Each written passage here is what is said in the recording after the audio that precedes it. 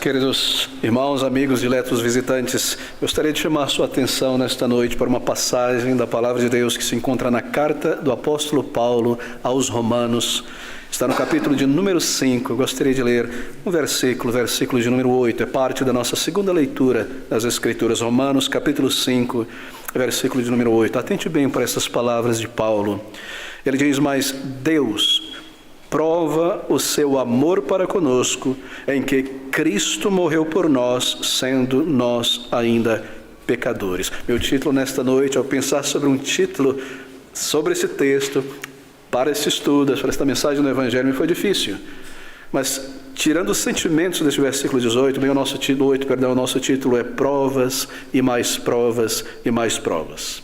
Poderia ser também provas definitivas, ou talvez provas incontestáveis, ou mesmo provas sobre provas, ou uma avalanche de provas, mas eu optei por provas e mais provas e mais provas. A prova do amor de Deus, da misericórdia que Deus estende a pecadores convictos, contritos, arrependidos, que vão a Ele para o perdão, para a reconciliação. Realmente é tremendo. Não é uma palavra em português, em inglês se diz overwhelming, algo grandioso demais. A prova do amor de Deus é incontestável. A misericórdia de Deus é tão grande. Queridos amigos, esse versículo 8, junto com o versículo 6 ao versículo de número 11, é um daqueles textos de ouro da Bíblia.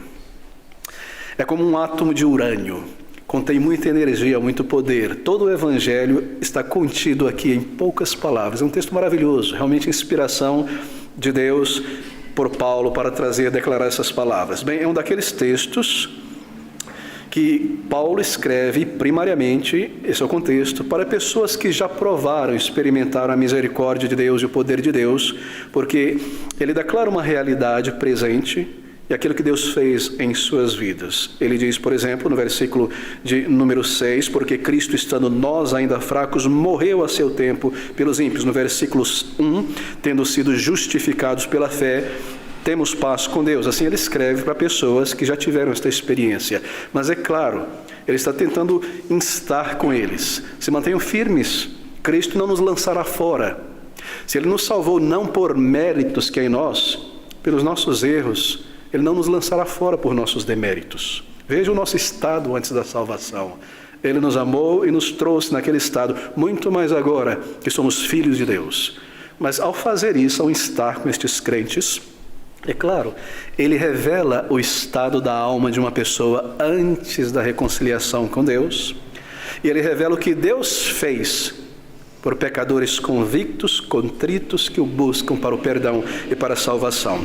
E há aqui 4 razões muito claras, muito diretas, porque uma pessoa por si mesma, em si mesmo, pelo seu esforço ou capacidade, não consegue, espiritualmente falando, não consegue se reconciliar com Deus, alcançar méritos necessários para a salvação da sua alma. Essa é a parte triste aqui, a parte dolorosa.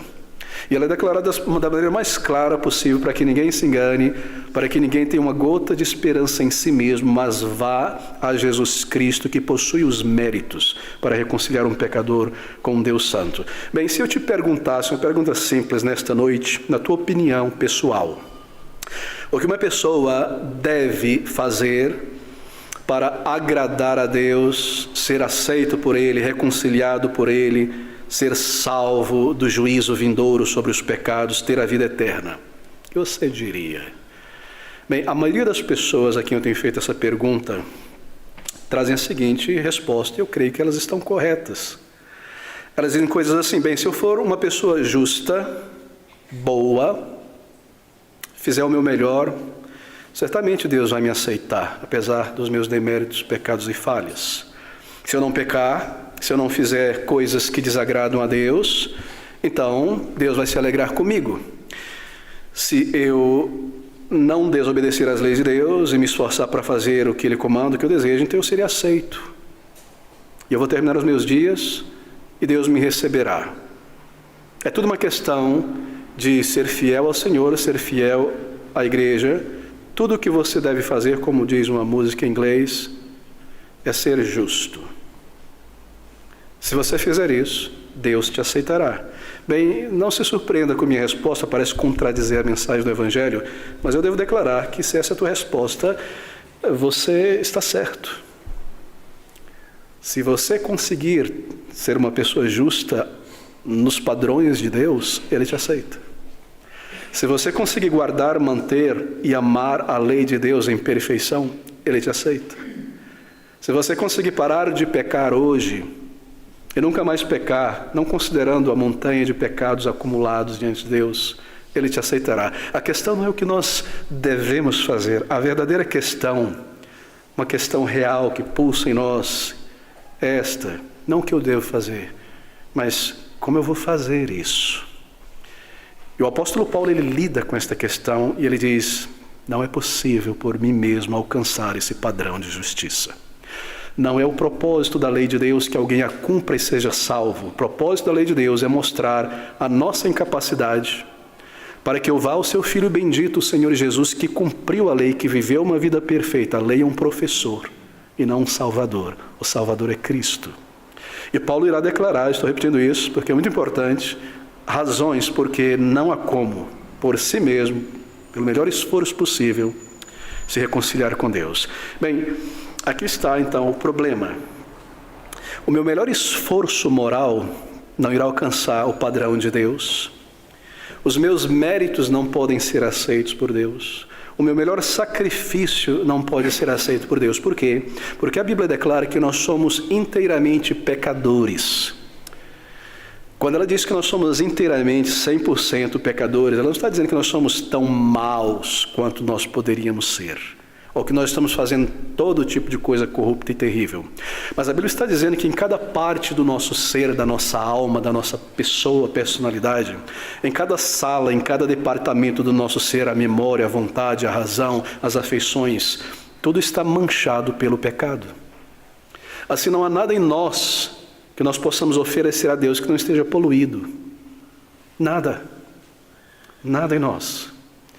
Uma das coisas mais marcantes na lei no Antigo Testamento, aquele monte de sacrifícios, não é, sobre o altar, é que antes que um pecador fosse oferecer a Deus, por gratidão que fosse, por louvor que fosse, um sacrifício de louvor, de gratidão, ele deveria primeiro oferecer um sacrifício pelos seus pecados. E sobre aquele sacrifício pelo pecado era feito o sacrifício de gratidão, a libação, a oferta. É necessário o perdão, a remoção da culpa, a absolvição do pecado, para que eu possa então ir a Deus e oferecer louvor, gratidão. Nenhum homem, nenhuma mulher neste mundo pode se reconciliar com Deus pelo seu próprio mérito e esforço. Isso não é aceito por Deus. Muito bem. E a razão está aqui. 4 razões porque eu e você jamais conseguiremos nos reconciliar com Deus, o que leva a entender que foi necessário que Deus desse o passo inicial para a reconciliação desse relacionamento. E elas estão aqui divididas em 4 palavras. Eu lerei o versículo 6 ao versículo 10, destacando estas razões. Ele diz assim: porque Cristo, estando nós ainda, primeira razão porque não podemos nos reconciliar com Deus, fracos, morreu a seu tempo, segunda razão, pelos ímpios, porque apenas alguém morrerá por um justo, pois poderá ser que pelo bom alguém ouse morrer, mas Deus prova o seu amor para conosco em que Cristo morreu por nós, sendo nós ainda, terceiro, pecadores. Logo muito mais, agora, tendo sido justificados pelo sangue, seremos por ele salvos da ira. Porque se nós, sendo, quarto, inimigos, fomos reconciliados com Deus pela morte de seu Filho, muito mais, tendo sido já reconciliados, seremos salvos pela sua vida. Você percebeu? Essa é a nossa condição diante de Deus, moral. Fracos, ímpios, pecadores e inimigos. 4 razões porque nós não temos a capacidade de nos reconciliar com Deus. Bem, eu seguirei por cada uma delas nesta noite. Aqui está a primeira razão. Encare isso como o diagnóstico de Deus sobre o nosso estado. Você vai fazer um exame de esteira para ver o estado do teu coração, teu pulmão, tua força, e vem um diagnóstico dizendo: olha, isso. Você não vai poder correr essa maratona, infelizmente. Aqui está o diagnóstico de Deus sobre nós no que se refere a ganhar a salvação por nosso próprio esforço. Fracos, ímpios, pecadores, inimigos de Deus. Bem, Essa é a primeira razão. Fracos. Antes de Deus dar o passo inicial para alcançar uma pessoa, cada um de nós se encontra em estado de fraqueza espiritual. E fraco aqui significa sem força moral. Você sabe quando você faz alguma coisa de errado, uma ilustração paralela, e você se sente sem força para ajudar alguém ou dar um exemplo? Digamos que você cometeu tristemente alguns erros na criação de um filho, e de repente a sua vizinha está naquela etapa de criar seus filhos crescerem, e ela te pergunta: olha, nesse caso meu filho está criando muito problema, e você não se sente forte para aconselhar porque você falhou tanto ali, ou qualquer outra situação. Esta é a ideia. Antes de Deus vir ao nosso socorro, moralmente falando, nós não temos força moral para manter em pé a lei de Deus, para sustentá-la sem deixar cair, sem quebrar, sem pecar, para permanecermos justos, sem pecado, retos diante dele. Não há força moral dentro de nós. Essa é a ideia aqui. Se Deus tivesse que levar você nesta noite, ou a mim, veja só, se Deus tivesse que me levar a prestar contas a Ele, não por toda a minha vida, mas digamos por só um diazinho da minha vida, e digamos que este dia que Ele fosse escolher, ou melhor, Ele deixasse que eu escolhesse: eu vou te julgar por um dia da tua vida, escolha qual foi o dia, e fosse o dia mais inofensivo que nós já vivemos, ainda assim nós teríamos sido condenados por Deus, porque não houve um dia ou momento deste dia que nós não tínhamos pecados. Porque que é pecados, amigos? Não são somente coisas que nós fazemos contra a lei de Deus, são coisas que nós deixamos de fazer em favor à vontade de Deus. Quem aqui pode dizer: eu tenho amado a Deus de todo o meu coração, de toda a minha alma, de todo o meu entendimento? Esse é o primeiro mandamento. Quem aqui pode dizer: eu nunca quebrei o mandamento que diz não matarás? Quantas pessoas nós já assassinamos a felicidade? O mandamento é espiritual.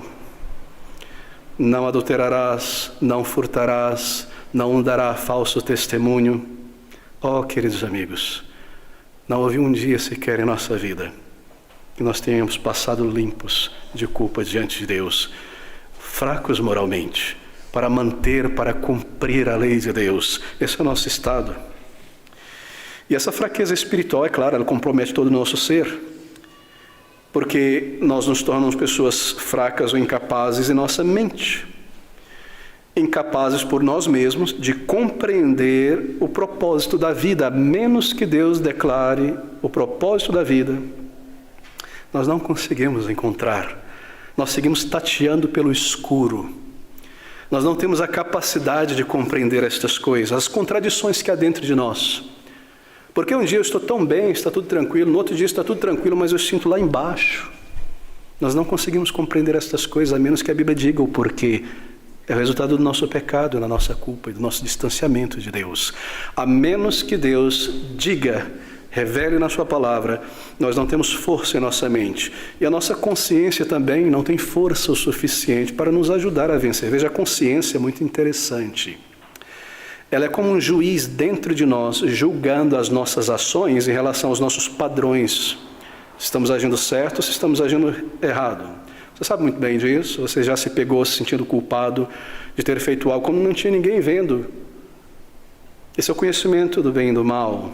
A consciência apita o alarme. Mas veja, por conta do pecado, essa nossa fraqueza moral, a consciência só consegue me informar, ela não consegue me ajudar a vencer. E isso é muito triste, não é? Nós somos fracos também em nossa vontade moral para cumprir os deveres que Deus exige. É um peso muito grande para nós. Nós somos fracos em nossas afeições para com as coisas de Deus. Amar a Deus acima de todas as coisas.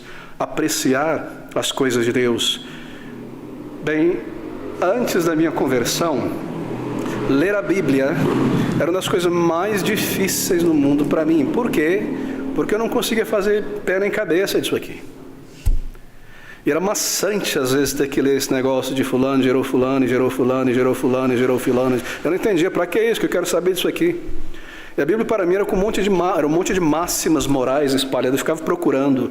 E quando eu me cansava do texto, eu comprava uma caixinha, assim, que tinha um monte de versículozinho, eu ia lá, pegava o meu para o dia, e era maravilhoso. Porque eu era fraco em minha afeição para amar as coisas da palavra de Deus. Eu não tinha visão. Você pode nesta noite ser uma pessoa, humanamente falando, muito capaz, muito inteligente, muito perspicaz, mas diante do pecado você está sem força para vencê-lo. E quando o pecado estala seu dedo dentro de nós, nós vamos. Você já se encontrou nessa situação, sabendo que é errado, desejando não errar, mas sendo levado, indo, a minha natureza me levando.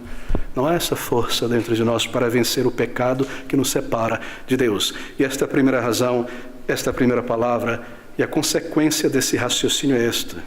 É por isso que nós necessitamos do Salvador Jesus Cristo.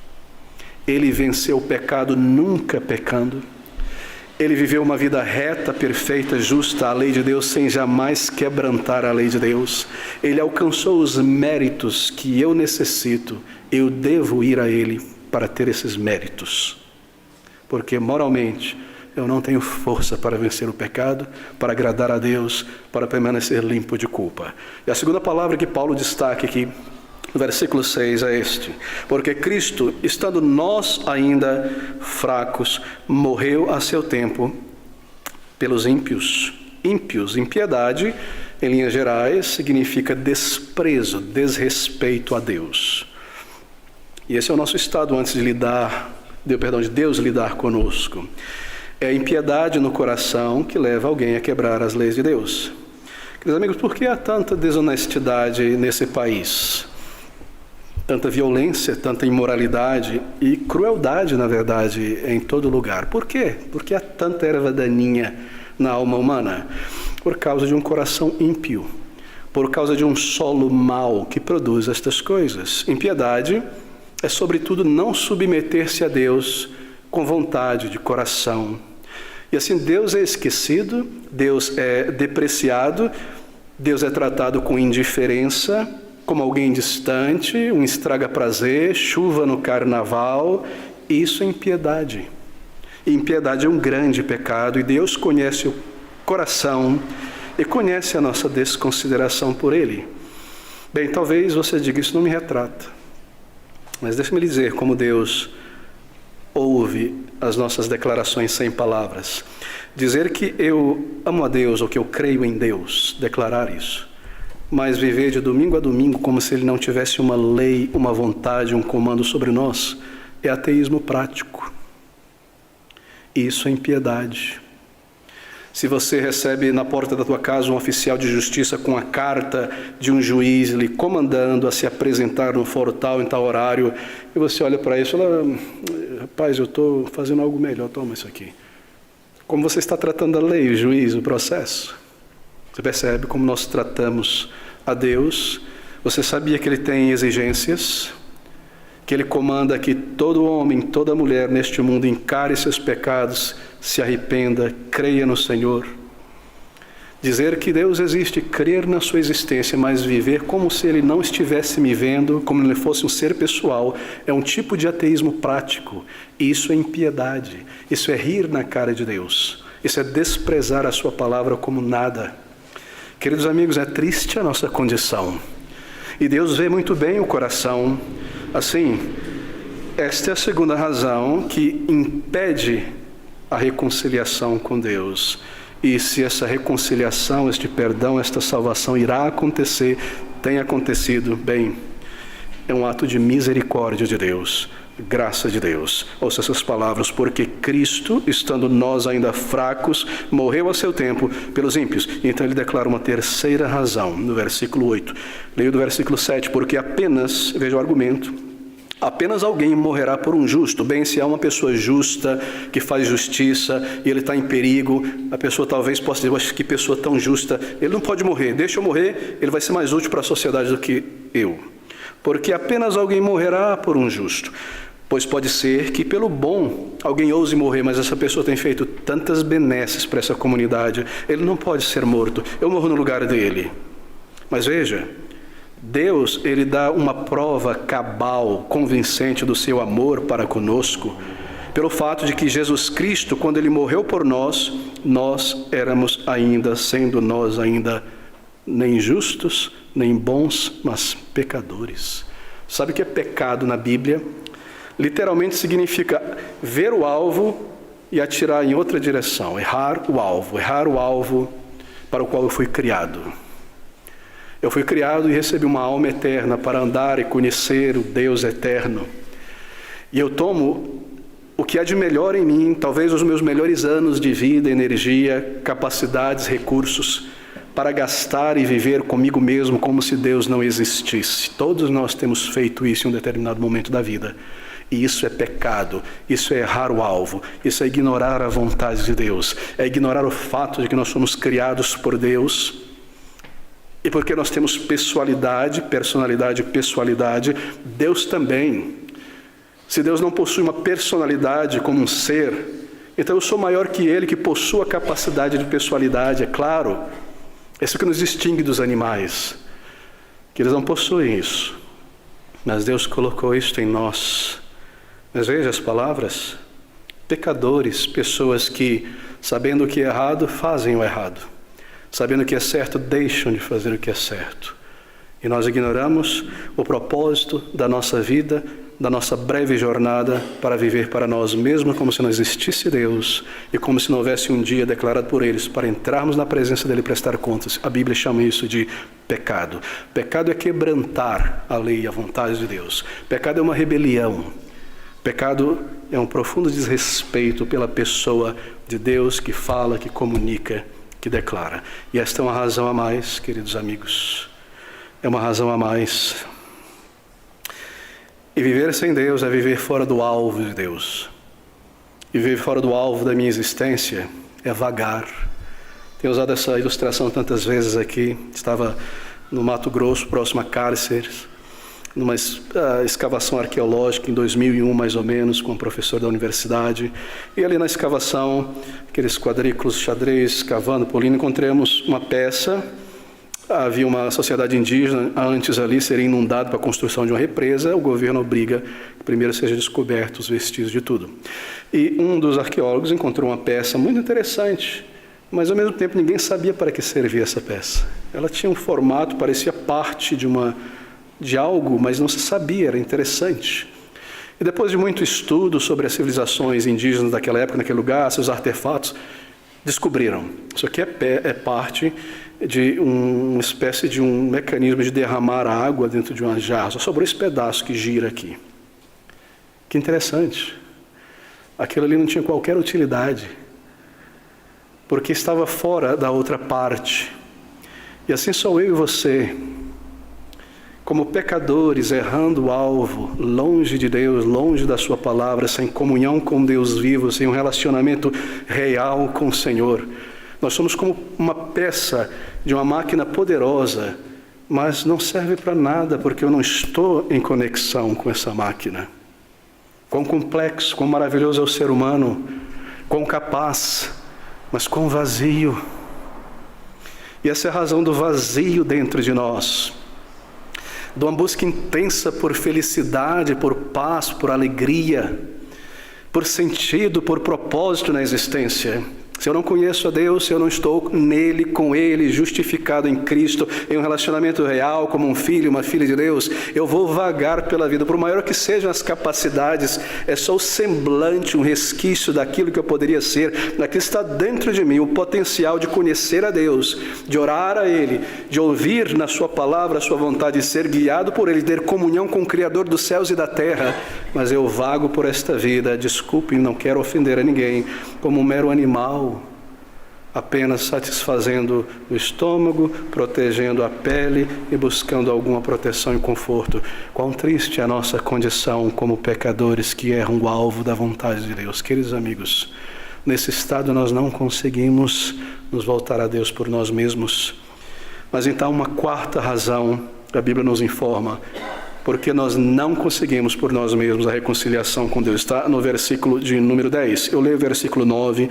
Logo muito mais agora, tendo sido justificados pelo seu sangue, seremos por ele salvos da ira, isto é, do juízo. Porque se nós, sendo inimigos, fomos reconciliados com Deus pela morte de seu Filho, muito mais, tendo sido já reconciliados, seremos salvos pela sua vida. Inimigos, talvez seja uma palavra que você não concorde. Eu não sou inimigo de Deus, pastor. Eu não sou contra Ele. Eu não sou contra Jesus. Eu não sou contra a Bíblia. Como disse uma pessoa muito rica nos Estados Unidos e famoso, se Jesus está curando pessoas, quem sou eu para entrar no caminho dele? Eu não creio nele, mas não sou contra ele. Isso não me descreve, eu não sou um inimigo de Deus.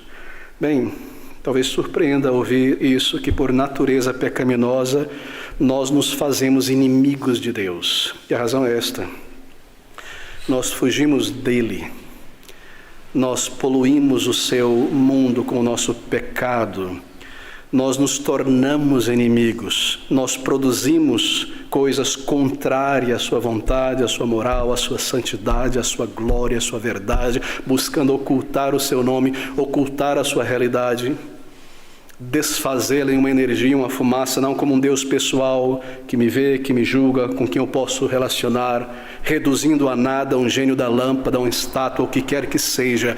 Nós nos tornamos inimigos de Deus, representando-o como um bezerro de ouro. Os judeus fizeram isso para não encarar o Deus vivo. Quão maravilhoso, não é? É uma religião assim, ou uma religião politeísta. Bem, eu posso escolher a minha divindade. E se eu não gosto de ninguém interferindo na minha vida, essa minha divindade é uma energia, uma fumaça, que não sabe se eu peco, se eu não peco, que não se importa, que não está nem aí. Eu me torno inimigo de Deus. Eu falo sobre Deus o que Ele não é.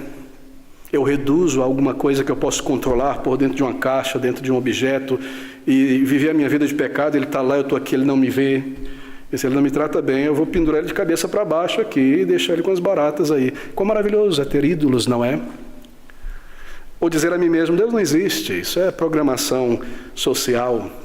E pecados não existem, você foi programado ali na infância. É maravilhoso esses escapes. E eu digo que Deus é mentiroso.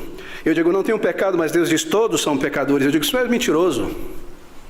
E assim nós nos fazemos inimigos de Deus, detratores de Deus. Por quê? Porque nós estamos a todo tempo fugindo dele. Abra comigo nesta passagem do Evangelho de João, no capítulo de número 3, no versículo 20 e o versículo 21. Isso é declarado, esta verdade de inimizade, de uma maneira ainda mais gráfica. João 3, 20 e 21. Ouça essas palavras, são muito graves. Porque todo aquele que faz o mal odeia a luz. Como assim mal e luz? Mal e bem, luz e trevas. Porque todo aquele que faz o mal odeia a luz e não vem para a luz, para que as suas obras más não sejam reprovadas. Mas quem pratica a verdade vem para a luz, a fim de que as suas obras sejam manifestas por serem feitas, porque são feitas em Deus. Nós fugimos de Deus e criamos uma barreira entre nós e Ele, para que a sombra nos cubra e nós possamos viver os nossos pecados sem peso na consciência. E isso é tão claro, tão real, entre todas as pessoas. Me recordo na universidade, conversando com um professor, ele sabia que eu criei em Deus, na palavra de Deus, no Senhor Jesus Cristo, e ele gostava de ficar me atiçando. Falou, olha, se você me provar isso aqui, me explicar isso aqui, eu vou crer no teu Deus, no teu Senhor Jesus Cristo. É como se ele colocasse uma parede, e dizer, se você demolir isso aqui, eu vou crer. Por que existe tanto mal no mundo? Bom, eu expliquei para ele a razão da maldade. Nós somos os autores do mal.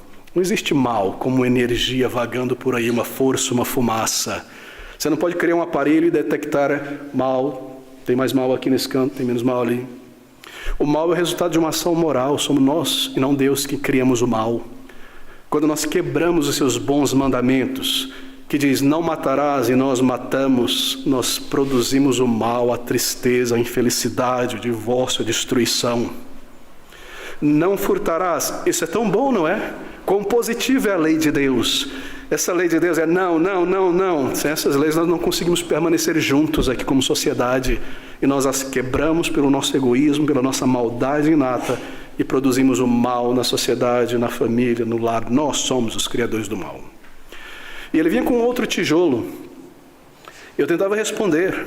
E a teoria da evolução, você não é assim, você não crê na ciência, etc, etc. E tentava explicar para ele que você precisa de muita fé para crer na teoria da evolução, mais do que para crer na Bíblia. Porque a Bíblia postula uma mente, Deus, que criou coisas inteligentes. A teoria da evolução diz que o nada, do nada, produziu tudo. Você tem que ter muita fé nisso. Eu prefiro crer que um Deus inteligente, do nada, criou todas as coisas. E um ser inteligente que ele criou pode estudar estas coisas inteligentes para reconhecer que é um Criador inteligente. E um tijolo é tirado. Depois de algum tempo, 4 anos, eu percebi, imaginava que eu estava ajudando esse professor. Estou tentando ajudar para que ele considere seu Criador e se volte, reconheça o pecado. Não. Ele estava colocando um tijolo após outro para se manter do outro lado, nas trevas, na escuridão, para viver um pecado em particular com outra pessoa. Que ele não queria se afastar, porque a sua consciência o condenava, então ele precisava viver longe de Deus, criando desculpas e respostas e justificativas de que Deus não existe, de que a moral é relativa. E é isso que está dizendo a palavra de Deus em João capítulo 3, versículo 20 e versículo 21, que nós, todo aquele que faz o mal, pecado, odeia a luz, a verdade, a exposição, e não vem para a luz para que as suas obras não sejam reprovadas. Inimigos de Deus. Nós somos a parte ofensora, ele o ofendido. E nós achamos que Deus simplesmente vai fechar os seus olhos no final, no último dia de vida, varrer todo o meu pecado para debaixo do carpete e me receber no céu. Esse não seria um Deus justo, um Deus reto, um Deus santo. Não, queridos amigos.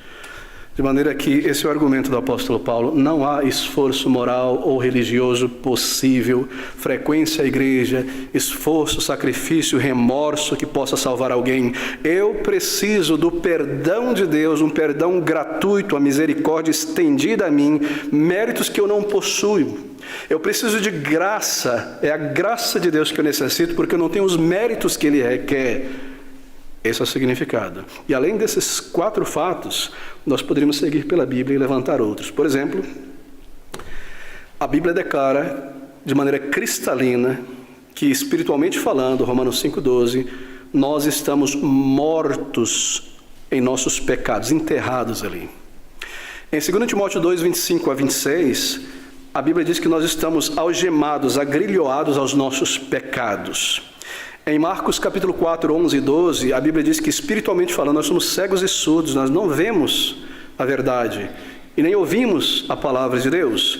E em 1 Coríntios 2, 14, nós somos espiritualmente ignorantes. E em Salmos 51, 5, além de tantos outros textos, nós somos pecaminosos por natureza. Agora deixa eu me fazer a pergunta. Pode o morto levantar a si mesmo? Moralmente? Pode o algemado, preso, perna, pescoço, mãos, braços, se desprender do seu pecado? Pode o cego se dar audição, se dar a visão, o surdo se fazer ouvir? Pode o ignorante, de repente, passar a compreender sem ser ensinado? E pessoas pecaminosas que estão acostumadas a pecar por natureza, deixar de pecar e se tornar santas? Um profeta no Antigo Testamento disse: pode o leopardo tirar as pintas, suas manchas e mudar? Se ele conseguir, nós conseguimos parar de pecar. Assim, queridos amigos, é muito triste, não é? Mas eu devo dizer que no meio dessa tristeza, nesse quadro clínico, triste, depressivo, de morte mais real, há um evangelho que brilha aqui nessas palavras. Eu gostaria de concluir trazendo a tua atenção a isso, porque senão isso não seria uma mensagem evangelística. Ouça essas palavras, versículo 6. Porque Cristo, Jesus, Cristo, Messias, estando nós ainda fracos, morreu ao seu tempo pelos ímpios. Cristo, nós, estando fracos, morreu a seu tempo pelos ímpios. Não é maravilhoso? Você percebe o que ele está dizendo aqui? Cristo morreu no tempo certo, num tempo determinado, designado por Deus, para salvar pecadores. Deus esperou o tempo certo para enviar o seu Filho Salvador a este mundo. Por quê? Porque o ser humano é tão rebelde, tão cheio de si mesmo e orgulhoso, que se Deus enviasse um Salvador no momento em que Adão e Eva pecou, ou os primeiros homens e mulheres eles se afastaram de Deus, eles iam levantar a mão e protestar: peraí, Senhor, o Senhor não nos deu tempo para tentar melhorar por nossa própria força? A gente acabou de surgir aqui, o Senhor nos criou e já mandou o Salvador, nem nos deu tempo para provar que nós conseguimos? Não. Deus deixou que muitos séculos passassem e a humanidade se desenvolvesse, se espalhasse. Ele deu tempo suficiente para o ser humano tentar melhorar e mudar a si mesmo. Quantas religiões foram criadas pelo ser humano?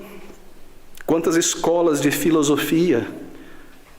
A filantropia nasceu, os impérios foram criados, tantas e tantas tentativas, mas o ser humano só se afundava mais e mais em pecado. E assim, quando o ser humano se afundou por inteiro, andando em trevas, densas trevas, e se afastou tanto de Deus, Deus envia o seu Filho misericordioso Salvador a este mundo.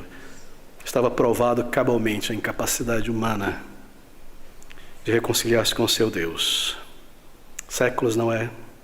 E o homem falhou de todas as maneiras e todos os meios. E foi nesse tempo, quando o povo andava em densas trevas, que Cristo veio para viver aquela vida perfeita como homem no lugar de pecadores, para entregar a si mesmo de maneira voluntária. Não foi um erro, não foi um acidente, como um sacrifício substitutivo por pecadores. Por quê? Para que ali estivesse os méritos para pecadores que não podem salvar a si mesmo. O Salvador veio a este mundo. Cristo, diz o apóstolo Paulo, no tempo certo, morreu pelos ímpios. Morreu pelos ímpios. É tão interessante, tão tocante isso, quanto mais passam-se os anos como pastor e como crente. Eu sou tocado por ouvir o testemunho de conversão, da graça de Deus sobre pecadores como eu. E as pessoas sempre dizem, em linhas gerais, coisas desta maneira: foi no tempo mais profundo das minhas trevas morais que Deus me alcançou. Foi no tempo da minha maior necessidade espiritual que Ele estendeu a mão. Foi quando eu estava me sentindo esmagado pela culpa de tantos pecados que Ele estendeu misericórdia e salvação.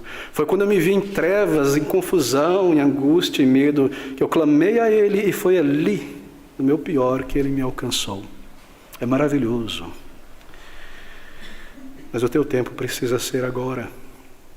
Se você está convencido pela palavra de Deus desta necessidade de vida do alto, de misericórdia do alto, de graça do alto, ore a Ele como um pecador arrependido. Encare isso. Deus não está contra você, contra mim, ao declarar a realidade de que eu sou um pecador. Ele é como um médico. O médico, ao declarar pelos exames a tua enfermidade, ele não está contra você. Ele tem um remédio em suas mãos. Ele enviou o seu Filho bendito. Vá a Ele, em oração, pela fé, como um pecador arrependido, confessando a Ele todo o teu pior e pedindo graça, misericórdia e salvação. Cristo morreu voluntariamente, não foi um acidente. Pobre Jesus morreu tão novo. Não, Ele veio para morrer. Ele não veio para ser um exemplo sobre como o pecador deve salvar a si mesmo, porque nós estávamos mortos em pecados. Se você tem um cadáver diante de você, que ajuda é essa a dizer para ele: rapaz, levanta daí, vai se vestir, vai trabalhar, está morto. Qual é o exemplo que Cristo poderia nos dar? Viver uma vida perfeita, mas um morto não consegue copiar a perfeição. Ele não veio para dar exemplo, ele veio para salvar pela sua morte, pela sua vida, pelos seus méritos. Esse é o verdadeiro cristianismo. Que adianta para uma pessoa incapaz de viver uma vida perfeitamente justa e reta diante de Deus? Olha, viva dessa maneira, haja dessa maneira, seja justo, seja bom, quando nós não conseguimos alcançar o padrão de Deus. O cristianismo não vem a você e diz: copie o meu exemplo. Ele vem e salva você. Ele vem e dá os méritos, estende a mão e te tira do buraco, e te lava, e te salva, e te perdoa, e te dá a vida eterna. Esse é Jesus Cristo, Salvador. Cristo morreu voluntariamente, não por pecados seus, porque nunca cometeu, mas no lugar de pecadores, por pecadores. E a sua morte foi uma morte penal. não acidental. A lei de Deus que exige a punição do pecador. Ele levou os meus pecados. Ele sofreu a pena e a condenação. Ah, queridos, que palavras! Cristo, diz Paulo no versículo 8, morreu por nós. Foi necessário que ele morresse.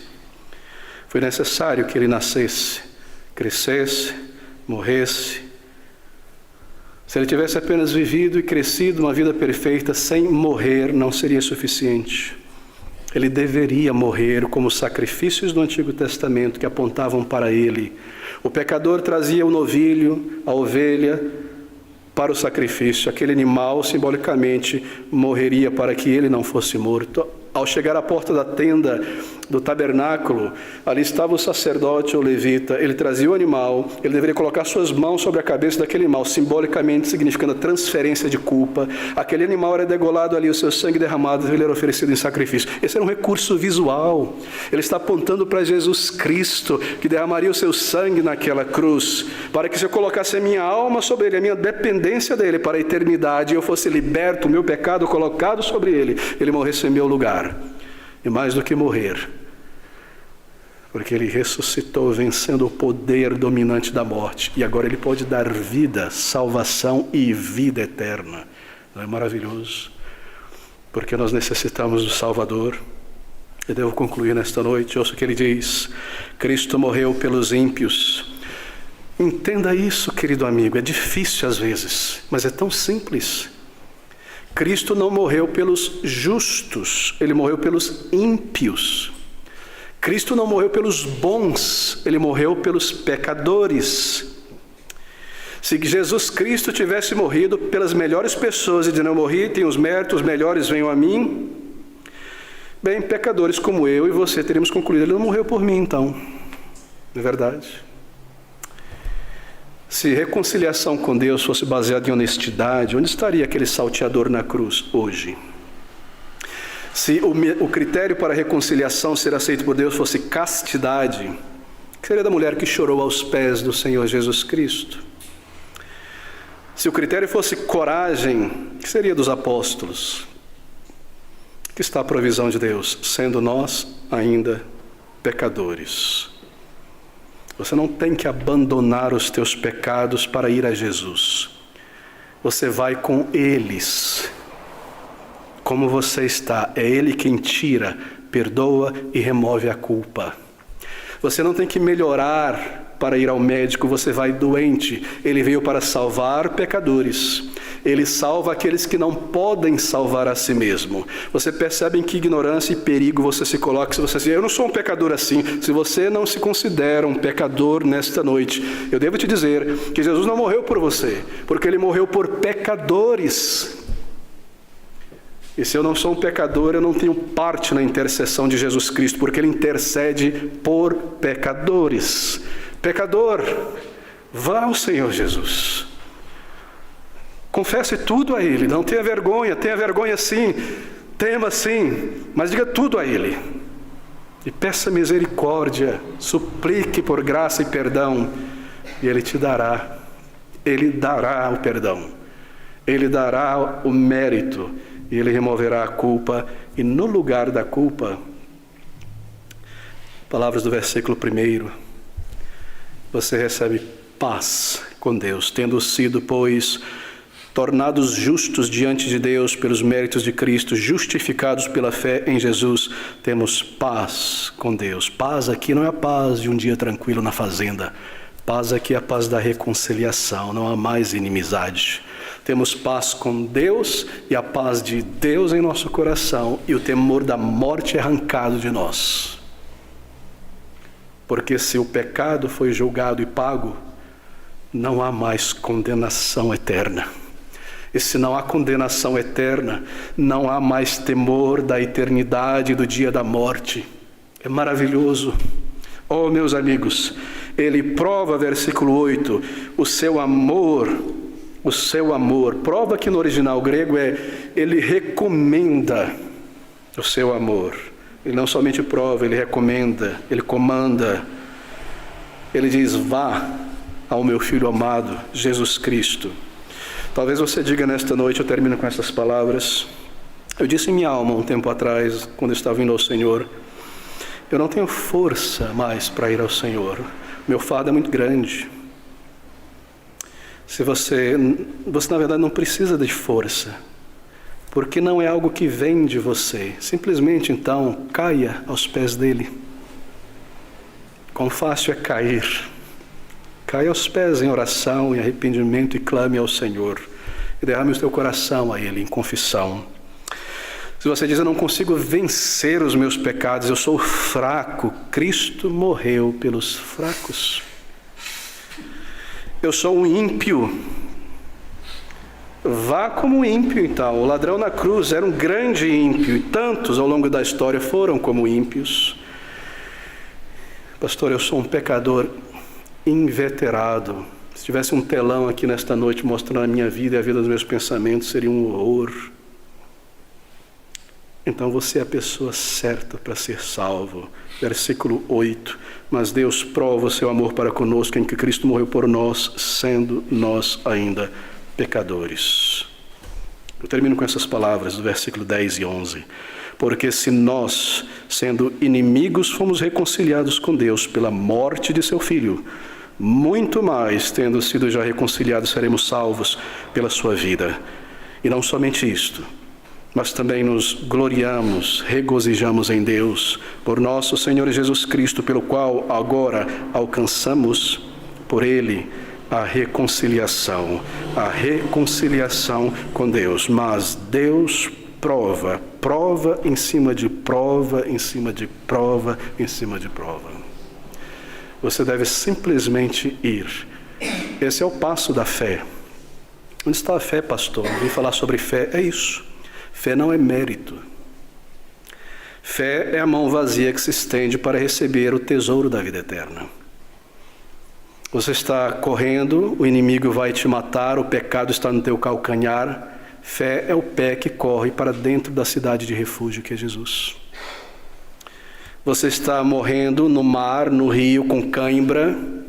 Fé é o grito da alma por salvação. Há algum mérito nisso? O mérito está inteiramente no Salvador. Tudo o que você tem que fazer, tudo o que você deve fazer, é reconhecer honestamente, diante dele em oração, os teus pecados, a tua pecaminosidade, e suplicar e pedir a Ele por perdão. Essa é a voz de fé, esse é o clamor do coração. E Deus que ouve o coração te receberá. E Ele dirá na tua alma, você saberá, meu filho, minha filha, salvo, seguro em Jesus Cristo. Vamos orar juntos.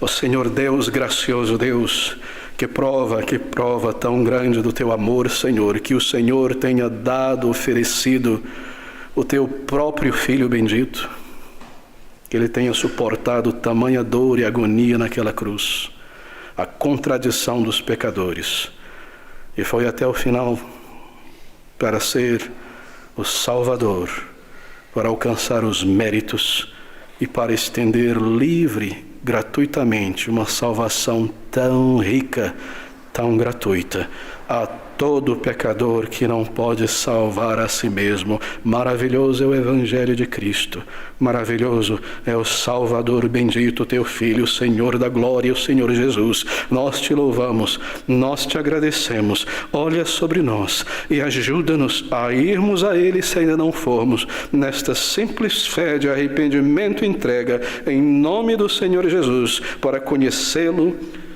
o seu perdão e a vida eterna. É o que te rogamos em nome de Jesus e para o teu louvor. Amém.